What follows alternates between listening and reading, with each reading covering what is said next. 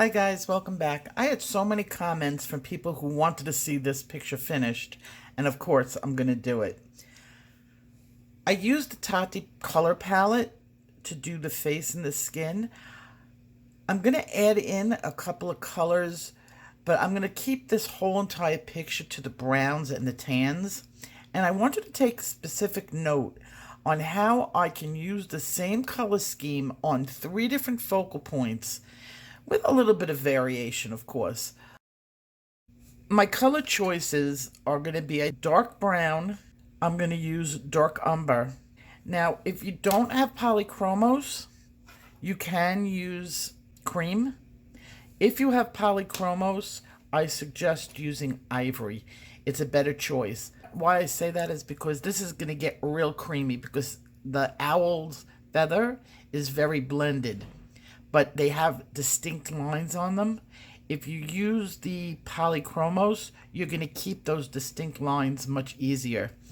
If you have just Prismacolor, well, it's what you have. You have to deal with it. Don't overblend it. It also will work if you use the Prismacolor with Derwent or any of the harder wax pencils, or even the oils, even better. Over here, I started with dark umber, and just to get a little bit of that grayish look into the tips of the feathers, we're going to cover it up with a richer brown, but I want to keep this area as distinct as possible, and that's why I put the umber underneath, just to give it a good dark base. Then I moved on to my dark brown, which has a little bit more red in it.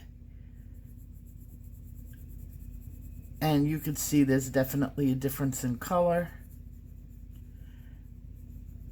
Keeping in mind, I'm going to have to make those striations. And that's where I'm going to start my striation line. Remember not to cut across. This is striations that go into the next color. It's not a straight line. They're jagged. Then I'm going to come back with Sienna brown. And I don't want to cover up that too much of that light line, because remember, we're going to make the striation in there. And I'm going to darken it up with a little bit of dark brown. And you'll definitely get 2 different feels on the paper, especially until that polychromos really starts to build up. And I'm going to work tiny area to tiny area and work my way around. Just stick with these 4 pencils, and that's dark umber, dark brown, sienna brown, and ivory. If you don't have polychromos, go with the cream. It's just going to be a little bit more yellow, no big deal.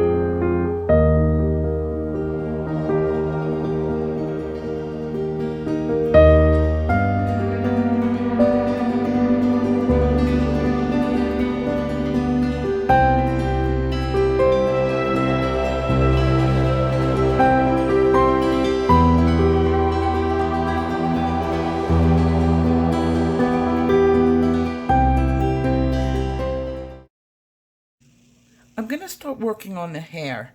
Now, for the hair, I want it to be dark brown. And I want to balance my tone so that even though it's almost the same colors as up here, I will be adding some black into it just to get it darker than here.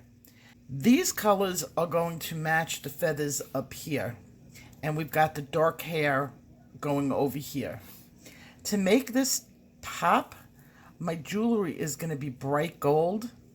And I'm going to do, instead of a hornbill owl, I'm going to try to do a white owl. Not a snow white owl because there's too much ink on the page, but a white owl, which are a little bit more beigeier. But we'll get to that part. So I'm going to work on the hair now, and it's the same colors with a lot more black in it. In addition, I did add a tiny drop of black, and then I stopped myself because I want to keep the tone where it is. So there may be tiny places like around the eyes, right around here, that I added a tiny drop of black.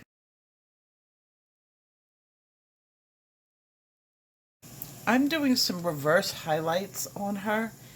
Instead of adding color to do the highlights, I have an eraser, and I'm adding them by taking away some of the color, and this brightens it up.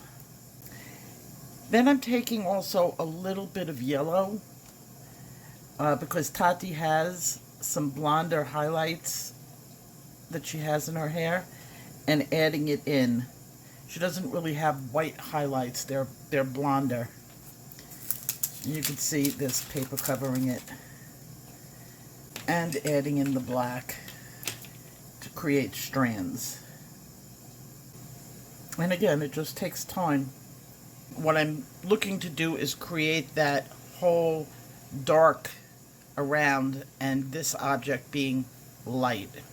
The eraser I have by Afmat has two sizes for the tips, and I put in the hair size tip, and it does an even better job than the other one in doing reverse highlights. I think they're called like negative space highlights. And then you can golden them up. It's all a matter of your taste. And then I'm going to add in a little bit of Sienna, just so that they don't look so fake. And I'm going to do the same thing to over here and over here. Before I even go on to the rest of the hair, which I'm going to do off camera because it's not doing anything different, it's the same colors in all three places. I'll come back with that finished. I'm taking my Crimson Lake. This was done in that color. So I want to do this just to keep, I'm working on keeping everything balanced. I think this is a halter top. I do have work to do on the skin down here. I'm not completely done with the skin. But I'm doing just a simple fade, no big deal. And to darken it up around the neck area, I'll use my black. Red and black look really good together. And also I could add in a little bit of indigo blue. Indigo blue and red look really good together when it comes to like shadowing. I'm going to just use my black for now. I'm going to leave the highlight going down the middle. It'll give like a shine to the material. I'll come back all caught up.